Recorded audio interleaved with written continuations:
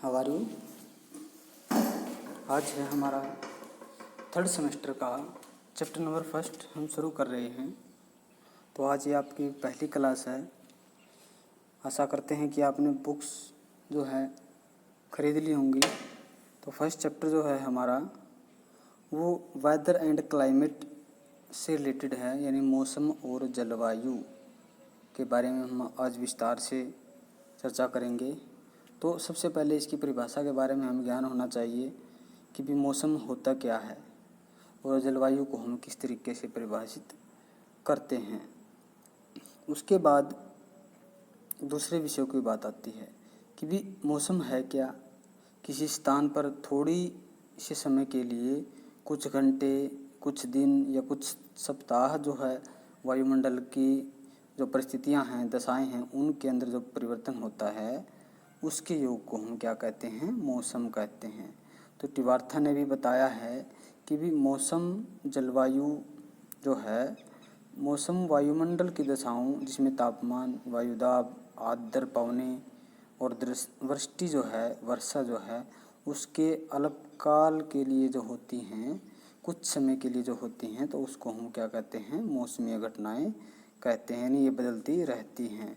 तो मौसम के जो तत्व हैं और दशाएं हैं वो कौन सी हैं। एक तो तापमान कि भी समय समय पर तापमान चेंज होता रहता है।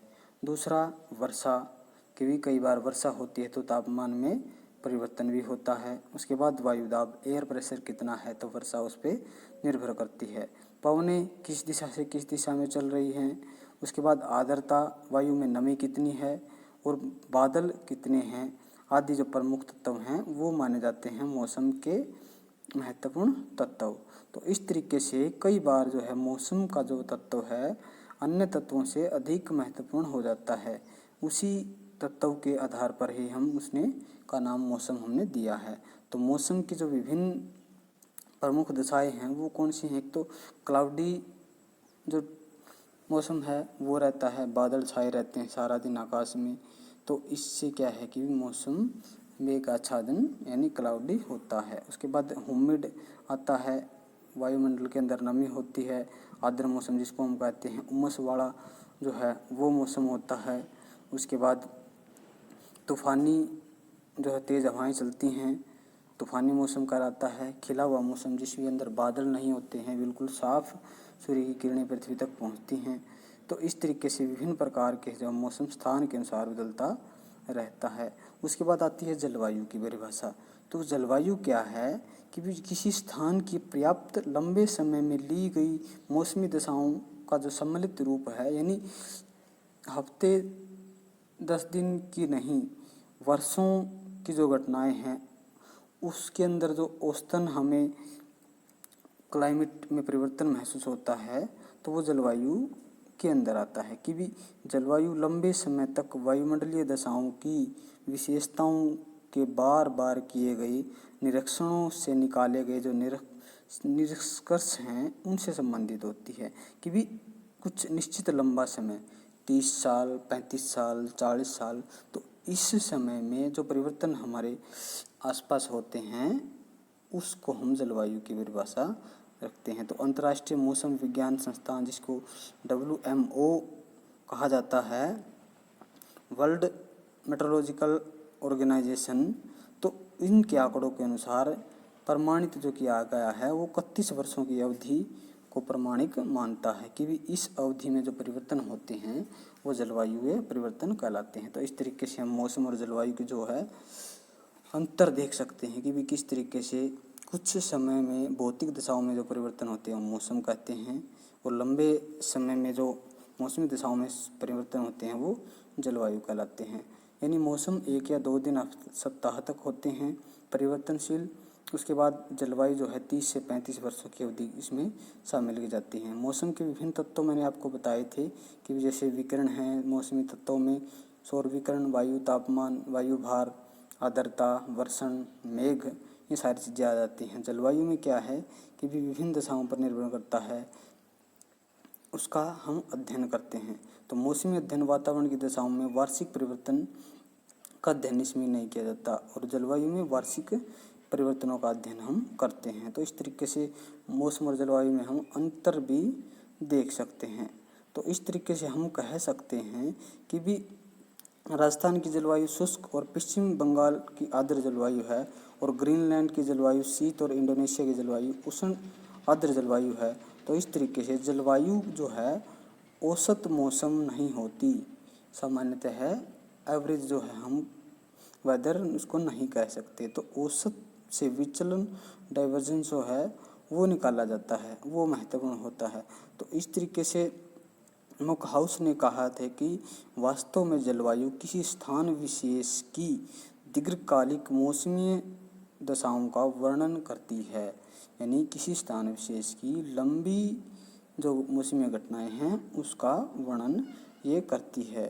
तो इस तरीके से हम मौसमी घटनाओं के बारे में जान सकते हैं। तो मौसम और जलवायु के तत्वों के बारे में मैंने आपको बताया था कि भी कौन कौन से, तापमान, वायुदाब, पवने, आर्द्रता, वर्षण।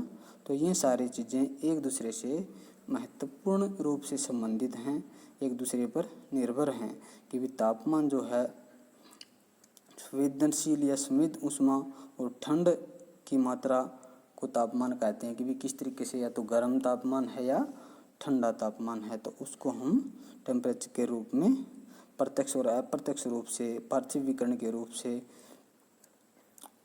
संबंधित रखते हैं। तो किसी स्थान का तापमान अनेक कारकों पर निर्भर करता है, जिसमें भूमध्य रेखा से दूरी कितनी है, समुद्र तल से ऊंचाई कितनी है, पवनें किस दिशा में चल रही हैं, समुद्री धाराएं गर्म है या ठंडी हैं, भूमि का ढाल किस तरीके से है, सूर्य की तरफ है या सूर्य के अपोजिट दिशा में है, वर्षा और मेघ, ये प्रमुख इसके कारक होते हैं। तो इस तरीके से गर्म समुद्री धाराएं, ठंडी समुद्री धाराएं भी तापमान को बढ़ाती और घटाती रहती हैं। तो इस तरीके से सूर्य के समकक्ष पड़ने वाला जो भूमि का ढाल है, यानी सूर्य के सामने पड़ने वाले जो चट्टानें हैं, भूमि के भाग हैं, उस पे भी, और विपरीत दिशा में पड़ने वाले भूमि के भाग हैं, उस पे भी तापमान का अंतर हमें देखने को मिल जाता है। उसके बाद वायुदाब की अगर हम बात करें तो अन्य पदार्थों की भांति वायु भार भी महत्वपूर्ण परिवर्तन लाता है, जिसके कारण वायुदाब पैदा होता है। और भूपृष्ठ का तापमान में असमान जो है वितरण वायुदाब की भिन्नता से उत्पन्न होता है। तो किसी स्थान का वायुदाब वहीं के तापमान, जलवाष्प की मात्रा और समुद्र तल से ऊंचाई इत्यादि कारकों पर भी निर्भर करती है। तो इस तरीके से हम कह सकते हैं कि एयर प्रेशर जो है वो काफ़ी महत्वपूर्ण होता है जलवायु के लिए। उसके बाद पवनें हैं, अक्षैतिज दिशा में संचलन कर रही हैं, जो पवनें भूमि के साथ साथ उसे पवनें कहते हैं। उसके बाद विश्व की प्रचलित जो पवनें हैं, विभिन्न प्रकार की पवनों की पेटियां हैं और अपने अपने बेल्ट्स में स्थित हैं। तो सममार्गी पवनें होती हैं, पछुआ पवनें होती हैं, ध्रुवीय पवनें होती हैं, जो स्थायी और अस्थायी होती हैं। तो इस तरीके से प्रचलित पवनों के जो उदाहरण हैं, जिसमें आर्द्रता या वृष्टि की अगर हम बात करें तो ये भी महत्वपूर्ण कारक है। उसके बाद आती है आर्द्रता और वृष्टि। वायुमंडल की आर्द्रता जलवाष्प के रूप में उपस्थित होती है कि भी मौसम के अंदर कितनी नमी है वो आर्द्रता कहलाती है। तो बादलों का रूप ये धारण कर लेती है, जिसमें आर्द्रता से वर्षण, ओले, बजरी या हिम के रूप में ये हो सकता है। तो उसके जल धारण करने की क्षमता कितनी है उस पर निर्भर करती है। तो स्टूडेंट्स, ये हमारी जो क्या था, मौसम और जलवायु के महत्वपूर्ण तत्व थे। उसके बाद अगले पार्ट में हम करेंगे जलवायु को प्रभावित करने वाले कारक कौन कौन से हैं। तो आज के लिए इतना ही स्टूडेंट्स, इनको रिवाइज कीजिए, नोट्स के रूप में तैयार कीजिए। Have a nice day.